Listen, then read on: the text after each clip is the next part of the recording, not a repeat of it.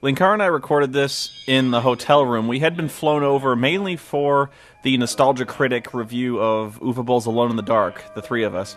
And in the meantime, we were also there to go to the Chicago Comic-Con, where we were going to shoot like vlogs and stuff like that. We didn't really have much of an agenda there, but during our spare time, we did this. This is Linkar's script. And I should mention, I may be ruining Linkara's reviews for some reason. I don't know why.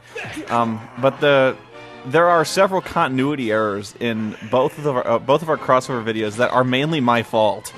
I remember in the Wolverine Adamantium Rage review, there are a few continuity problems that are me. You can actually, he punches me out, and I think in the next scene you can kind of see me sitting in a chair grinning or something like that. I don't know what I was doing there.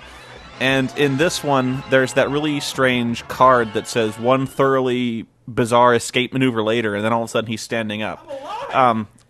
That is probably the worst case scenario for him after we shot this crossover. And when he was editing together, apparently the footage we shot didn't grant him any method of getting out of the chokehold, like moving from the chokehold to where he's standing up, shooting his gun, and then throwing the Phoenix down. Apparently there was just nothing he could use as a transition, no motion, nothing. And, you know, we obviously couldn't go back and reshoot that. And so he had to do what he had to do to mark how somehow, like, he just warps to an upright position and shoots me. I'm not sure if I would have done a title card, or at least not just one. If I was going to do title cards, I probably would have done like a running narration, like a silent film, where I would have said, "Little does Linkara know that Spoony is sitting up," or something like that. And then, so the one title card is not quite as jarring. Or I might have just cut right to him standing up and continuity be damned. I don't know if I would have necessarily drawn attention to the glaring continuity error. But again, that was the position I put him in, and it was a really hard position. And I don't know. I thought we had everything covered, and it made sense to us at the time. So I'm sorry, Lewis. I left you in the lurch with a lack of that shot. Sorry. I can't actually remember what day we shot this one. I think it might have been after the comic convention, and if so, that might explain a few things, because after that, we were both really, really tired. Conventions are hard work. You may not think it, but like if you've ever gone to Gen Con or something, a lot of people like cardio train to last the 3-4 days that most conventions go for. You know, they have a little regimen where they plan on staying up that long, and so you will see some shambling zombies for these conventions after like the third day. We were only there one, and it burned me out. I guess that was mainly because I went there as Dr. Insano, and I was doing the whole Insano bit, which is actually kind of hard to maintain that kind of energy. So, you know, going in character for me might not have been the best move. But it was a lot of fun, and we shot a lot of vlog stuff, which I think Linkara has, and so you may see some of that footage later on. I'm really not sure how good that footage came out, though. It was really, really noisy down there, and Rob did his best to get the footage, but there was just so much ambient noise. I bet all you would just hear is this mob scene, this going on all the time. You'll probably see Linkara narrating, and you just won't hear anything. It'll be like, "Oh, look, an artist." I should actually talk about the. Oh, I know what. There's an interview I did with a major movie star that I really hope that I get to show you. And Linkara has that one. I'll work on that one. But I actually did interview a major celebrity, and it's I have a few things to say about that one as well. Whether or not there was any good sound, I will put the video up and at least narrate what it was like to interview the celebrity, because it was really awkward. Probably one of the most embarrassing things I've ever done in public. I've really built it up now. Anyway, the review. At the risk of losing my critical credibility here, I actually did not play most of these games. I did not play the Youngblood demo until much later after this review was done. So if it seems like I'm acting over much, it's because of that. I actually have played the Sega Genesis Spider-Man and the other game, although, again, I played those when I was a kid. So I remembered very little about this one, but actually when I saw this footage, all those memories really did come rushing back to me, because I do remember this game, and you know what, it really wasn't that bad. In fact, I kind of like most of the Spider-Man games. Like, I think the Nerd did a bunch of Spider-Man video games, but even the one by LJN against, I think it was the Sinister Six, I remember playing through that game pretty easily. I did not have that many problems with it. But it wasn't great by any means, but it was a good rental. You know, a lot of the NES games, you rented them for 3 or 4 days and you were done. It was pretty good. I'm a little surprised Linkara actually wanted to do another video game after Adamantium Rage. I seem to remember he had a lot of problems getting footage for that one. So then he goes and turns around 3 video games reviews, and good ones too, so I'm a little envious, especially when he managed to work in a Blake 7 reference. That's before I managed to. I'm the king of obscure references, so once again, I'm envious, Lewis. Stop it. Kind of a strange premise for a review too, but it kind of works, this whole idea where he resurrects dead and buried games. That's actually a little hard to find, games that were made and yet never made. I remember there was a critic who did the Star Trek, was it 5 or 6, where the one where the crew finds God beyond the Great Barrier.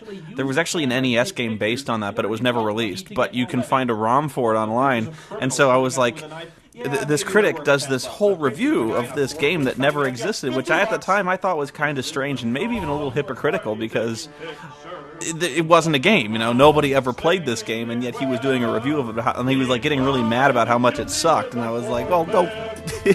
You were never forced to play this as a kid. And like my whole premise as a critic used to be like, or maybe still is, I would review the movies and games that you know, I would play as a kid and teenager and stuff like that really pissed me off. So I don't know. I don't know why I got upset by that, but actually that was one of the better reviews. And so this kind of reminds me of that one.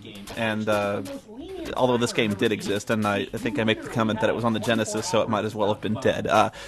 I say that because I never had a Genesis. I was a Nintendo kid from the beginning, and I never really was all that impressed with most of the games on the Genesis, which I know makes me a hypocrite, but tell you the truth, I never even liked the classics. I think the one game I really liked on the Genesis was Jurassic Park. I never liked Sonic.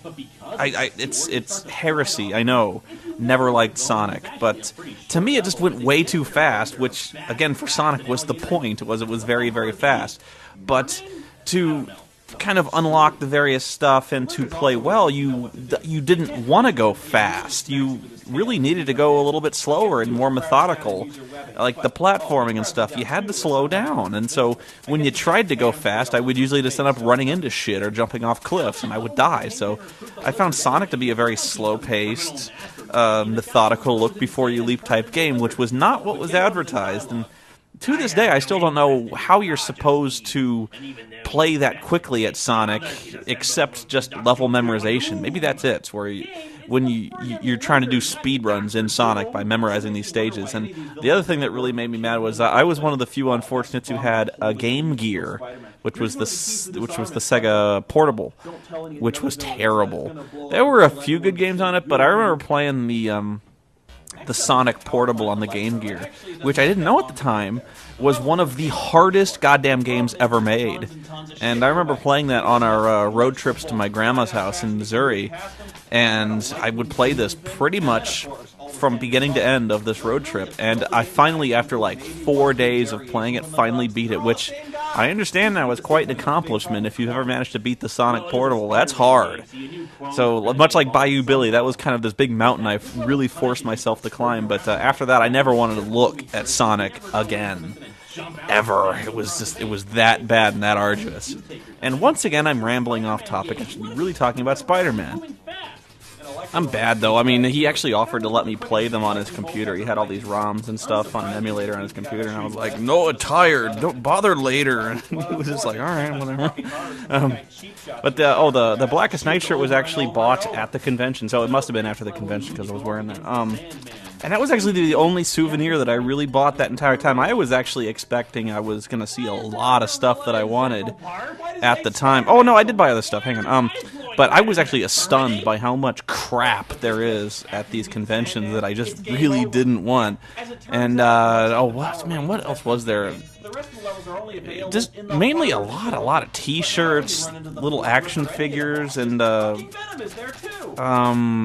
like movie replica props. There was a stand for airsoft guns, which I thought was kind of strange. just a lot of collectibles that I just didn't really care about, and mainly me and Linkara were hitting the like the archived comics. There's a bunch of guys who just have like these rows of long boxes full of like antique comics, going back from like the early 90s back to the golden age, and so me and him were kind of tearing through those. Linkara more than me, looking for stuff, looking for really obscure stuff, which he seemed to recognize. He has a much deeper knowledge of this stuff than I do. Me, I actually found, I think the one feature that really attracted my attention was the Avatar Press stand. That mainly because Warren Ellis writes for Avatar, and so they were selling most of his trade paperbacks, most of which you can't find anywhere except through Avatar. So I kind of bought out everything that was there. And while I was there, I met, pardon me, I met Mike Wolfer, who did the art for most of Warren Ellis's Gravel novels. And that was really fun. I don't know if you've noticed, but Linkara actually is working on giving his stories more of a narrative structure. It used to be he would just kind of get in front of the camera and be like, I have a comic and it really sucks, and then he would tell you about it. And there was actually kind of a charm to that kind of simplistic approach where he would just kind of walk on, do his review, then be like, this comic sucks, and then walk off. But now he's trying to work in kind of little like story elements, where he has the Mecha and the whole Blackest night thing, and so he has this cast of characters that's kind of that crosses over with mine periodically. That was my computer. I don't know why it made that noise, but it's kind of clever how it's cool to watch how these critics kind of have an evolving style, and it gets better that way. And there's some people who complain that they really like the old style, and there's some people who are really glad to see that he's crossing over with people, so it's really hard to please people all the time. And so sometimes he will exchange the various negative comments we get in the hate mails about various things they didn't like. Like anytime Dr. Insano appears, there's like a core of 4 or 5 people who's like, fuck that guy, why is he in this show? And so I don't know, like there's a few people don't like Linkara on my forum. I actually should show him one of those comments where there's just like, why do you put that guy in your video? There's like, he's really funny and he's smart and he's got this great mind for comics. This game I played to death. I remember playing this at the arcade. My dad would work for Boeing. Great catch getting that, of course. I was not expecting that at all, and I don't even want to know how many hours of Avengers footage he had to look through to get that, of course. But anyway, my dad would work for Boeing, and they had a yearly party at Golfland. And Golfland is a mini golf and water slide park, which you may have seen in the movie Bill and Ted's Excellent Adventure, where Napoleon goes to Waterloo. Waterloo is Golfland. And so we had like 5 takes of that, and Linkara missed 4 of them, just completely whiffed. Yeah, Waterloo is the place we used to go to all the time, and they have this big castle, which is like 2 stories of video games, and the upper floor was always like the retro video games. So I spent most of my time up on the top floor, but downstairs they had most of the huge player games, like they had the X-Men, that was like that 6-player game, and they had Ninja Turtles, and they also had the Mighty Avengers, which was this one. And so we played that all the time. I always got stuck with Dazzler on the X-Men. I think I always got stuck with Hawkeye on the Avengers, which was kind of strange to me why nobody wanted to play Hawkeye, because Hawkeye is fucking hardcore. Like in the Ultimate series of comics, the Ultimates, like the one character I thought was really, really good in that whole series was Ultimate Hawkeye. That dude is fucking badass. I remember he's like tied up and chained, and he manages to kill his interrogators by peeling off his own fingernails and like flicking them into their throats and killing them. I was like, that's awesome. See, friggin' hardcore right there, underwater arrows. Hawkeye's got an answer for everything. I love that guy. And what's shocking to me is these were never released on home consoles. At least I don't remember them ever being on home consoles. You have to be like a MAME freak, like the MAME emulator, to get these. Or maybe they're on Xbox Live now. But I remember as a kid, the only one you could ever play was the Ninja Turtles, like Turtles in Time series, to get that same experience. But I could never get the X-Men. I could never get the Avengers.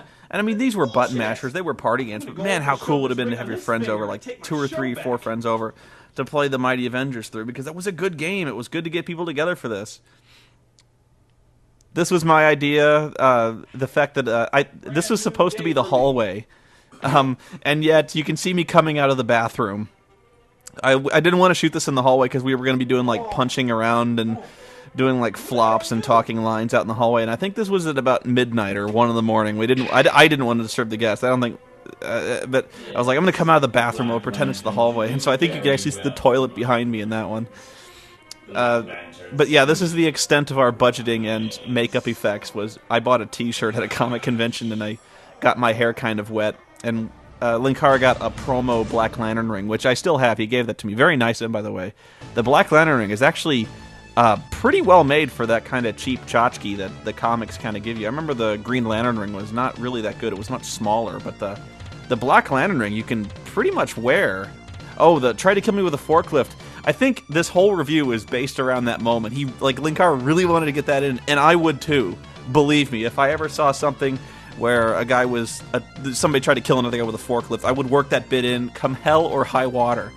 Which is, Nostalgia Critic actually made that excuse where we were actually, I remember before he even admitted we fucked up, I started singing that song as I saw the forklift coming at him. It's just like that ingrained in my personality. Coming up, you're going to see one of the many whiffs that Linkara did because he throws like a girl.